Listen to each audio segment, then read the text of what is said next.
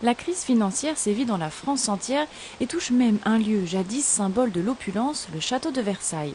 Le domaine royal est aujourd'hui à l'économie et prend du retard dans ses travaux.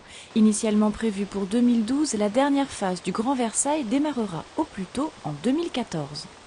Ce que nous faisons, c'est que nous différons le début de la seconde phase de ces travaux parce qu'il nous a été demandé, comme à tous les établissements publics, un effort financier cette année en raison de la crise inédite qui frappe la France. Et donc, en fonction de cette crise et pour apporter notre contribution exceptionnelle, comme nous l'a demandé le ministère de la Culture, eh bien, nous reportons le début de ces travaux de la deuxième phase.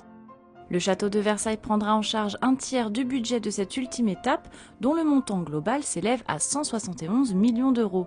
Il attendra néanmoins les subventions de l'État avant d'entreprendre les travaux. Pour l'heure, l'établissement mène à bien la première phase du projet, pensé par l'architecte Dominique Perrault. À venir, une modification radicale de l'accueil des visiteurs. Nous allons terminer la première phase de ce schéma directeur avec la construction du pavillon Dufour. Et ce pavillon Dufour, comme vous le savez, sera destiné en totalité à l'accueil du public et au bien-être du public, puisqu'il y aura un salon de thé, il y aura un auditorium.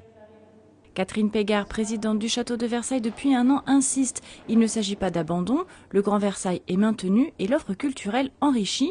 Une nouvelle exposition vient d'ailleurs d'être inaugurée, Versailles et l'Antique, à découvrir jusqu'en mars 2013.